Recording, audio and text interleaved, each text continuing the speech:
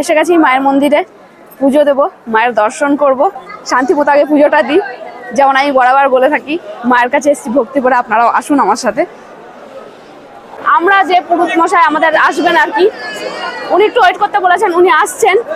উনি আসলে শান্তি মতো পুজোটা দেবো। আমি খুব এক্সাইটেড, মানে এত ভিড়, মেয়েকে নিয়ে যাবো বুঝতেই পারছেন, যাতে একটু শান্তি করে পুজোটা দিতে পারি, সেইটা নিয়ে আমি এখন খুব টেনসড।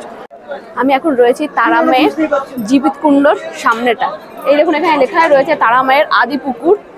এই সেই পুকুর যেখানে এখনো ভাবা হয় যে সমস্ত রকম রোগ নিরাময় হয় এই পুকুরের জলে স্নান করলে, এবং যখন বলির আগে বলি দেওয়া হয় যে পশুকে, তো তাকেও এখানে স্নান করানো হয়, এবং যিনি দেন তিনিও এখানেই স্নান করেন, এরকম কথিত রয়েছে এখনো পর্যন্ত। আর এখানে সবাই মানত করে, প্রচুর ঢিল যেটা বাধা বলে আর কি, এখানে প্রচুর বাধা রয়েছে। দেখুন, মানত করে যে যার মানত করে মাকে বাঁধছেন। তো আমাদের এখনো ঠাকুরমশাই আসেনি বলে আমি একটুখানি ঘুরে দেখছি। আর এই জীবিত কুণ্ড থেকে আসার পথে বাঁ দিকেই পড়বে প্রথমেই বামদেব বাবার একটা ছোট্ট করে মন্দির করা রয়েছে, এখানে পুজো টুজো দেওয়া হচ্ছে বামদেব বাবার। তারপরেই আছে গণেশ এবং হনুমান মন্দির, আর তারপরে রয়েছে শিব মন্দির সামনে। মা আছেন যেমন, বাবাও তো থাকবেন অবভিয়াসলি, মায়ের মন্দির বলে কথা।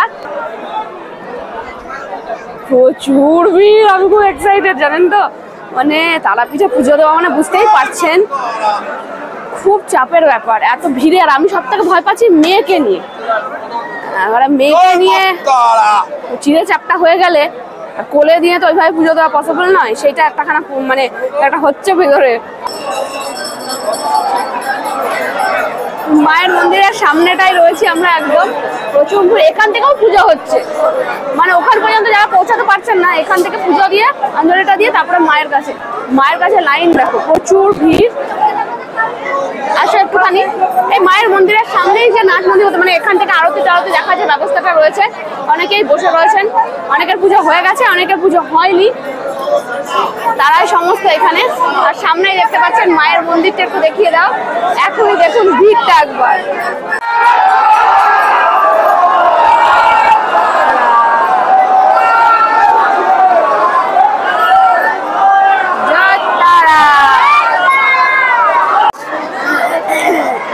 পেছনে ওই দিকটাতে দেখুন, ওপর দেখতে পাওয়া যাচ্ছে লাইন, আর এই লাইন তো এই পাশ থেকে গিয়ে এই পাশ দিয়ে সেই জীবিত কুণ্ডর ওপর দিয়ে এসে এই পাশ দিয়ে লাইন এসছে।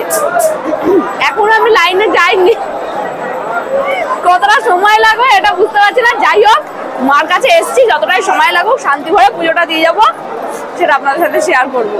এই দেখুন, এ পাশেও লাইন রয়েছে, যাচ্ছেন সবাই পুজো দেওয়ার জন্য। আর পেছনে মন্দিরটা কি সুন্দর লাগছে দেখুন, অপূর্ব সুন্দর। এই মন্দিরটা দেখার জন্যই পুরো দিনটা দাঁড়িয়ে থাকা যায় আর কি, এরকম একটা শান্তি। মায়ের কাছে তো আছি, মায়ের কাছাকাছি তা থাকতে পারছি।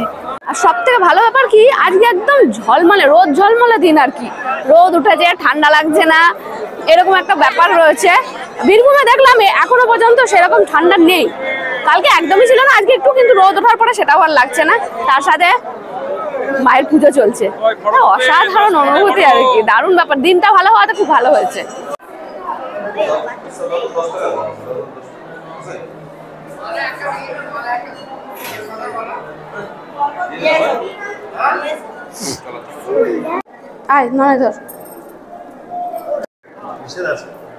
আচ্ছা, এখানেই দিয়ে দেবো তো তিনটে।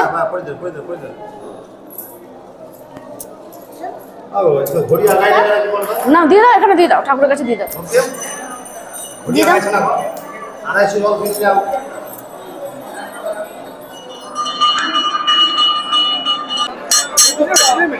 আচ্ছা,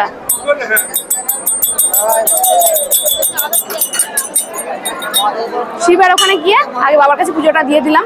আপনারা তো দেখলেন, ওখানেও খুব তাড়াতাড়ি একটা ব্যাপার রয়েছে। তো যাই হোক, পুজো টুজো দিয়ে বেরোলাম। আমি এখন দাঁড়িয়েছি জানেন বাবা খাপা ঘাটে। এই দেখুন, এখানে রয়েছে ওনার একটা মূর্তি রয়েছে, প্রতিষ্ঠা করা রয়েছে, আর তারই পাশে আর আসুন পুকুরটা এখান থেকে দেখুন কি ভালো দেখানো যাচ্ছে। আমি দেখলাম যে ওইখান থেকে আপনাদের যে দেখালাম খুব একটা স্পষ্ট নয়, তারপরে আমি বললাম যে চলো তাহলে পরে একটু ওনাদেরকেও দেখিয়ে দিয়ে এই পাশ থেকে।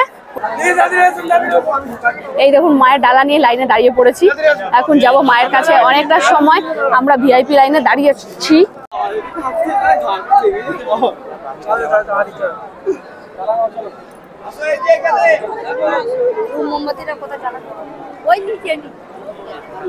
বেশি কথা আপনাদের সাথে বলতে পারছি না, কেন মায়ের কাছে যাচ্ছি।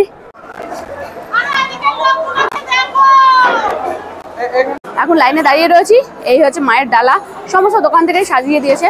শাখা, সিঁদুর, মায়ের যা যা পুজোর জিনিস আছে, ধূপ ধুনা, ধূপকাঠি, শাড়ি, মালা, সমস্তটাই। তো আমি মনে হয় ভেতরে ভিডিও করতে পারবো না, তার কারণ এখানে যা শুনলাম যে ভেতরে সিসিটিভি থাকার কারণে ভেতরে ভিডিও অ্যালাউ নেই। তো সেটা হয়তো আপনাদের সাথে শেয়ার করতে পারবো না। তবে আমি পুজো দিতে যাচ্ছি, পুজো দিয়ে আসবো, আপনাদের জন্য পুজো দেবো, কোনো চিন্তা নেই। মালাটা আমি তুলতে পারবো না যেভাবে দেওয়া রয়েছে, প্রচুর বড় মালাটা, কারণ নিচে পড়ে যাবে। ওনারা সুন্দর করে সাজিয়ে দিয়েছেন। আর আমি বলি না, আমি পুজোর ব্যাপারে একটু খুঁতখুঁতে, মানে আমার কোনো ডিস্টারবেন্স হবে না, সুন্দর সাজানো থাকবে, এইভাবেই ঠাকুরের কাছে যাব, এরকম একটা ব্যাপার আর কি। তো কালকে আমি আপনাদের সাথে শেয়ার করেছি সন্ধ্যাবেলায় যে মালাগুলো, সেগুলোর অনেক বেশি দাম বলছিল। মানে যেটা দেখবেন মেন মন্দিরে আসার জন্য মেন রোড, সেইখানের দোকানগুলো অনেক বেশি দাম। আমি এটা নিয়েছি একদম যেখানে বলি হয় তার পাশ দিয়ে কতগুলো দোকান রয়েছে, 1 নম্বর 2 নম্বর স্টল, হ্যান ত্যান, ওইখান থেকে প্রচুর স্টল রয়েছে, ওইখান থেকে আমি ফুলের মালাটা নিয়েছি। মাত্র 100 টাকা নিয়েছে মালাটা। মালাটা অনেক কম পড়লো আমি যা দেখলাম। আর জবা ফুলেরই মালা।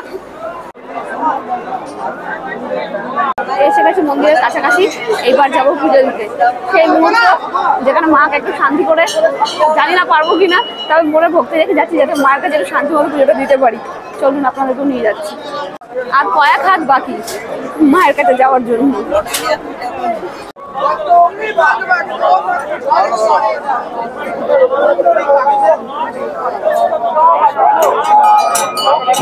ধরো ধরো ধরো। আমরা পুজো দিয়ে বেরিয়ে এসেছি। ভেতরে তো ক্যামেরা অ্যালাউ নেই, সম্ভবও নয়। মায়ের পুজোর ফুল বেশ ভালো মতোই দেওয়া গেছে। পুজো ওরকম দাঁড়িয়ে অতক্ষণ ধরে পুজো দেওয়া যাবে না, প্রচুর বড় লাইন আর কি। যাই হোক, তো পুজো দেওয়া কমপ্লিট, শান্তি পেলাম, মায়ের চরণে মাথাটা ঠেকাতে পেরেছি আর কি। যাক, চলুন। আর যার জন্য খুব শান্তি করে ভক্তি করে মাকে পুজো দিতে পারলাম, তিনি হচ্ছেন উনি।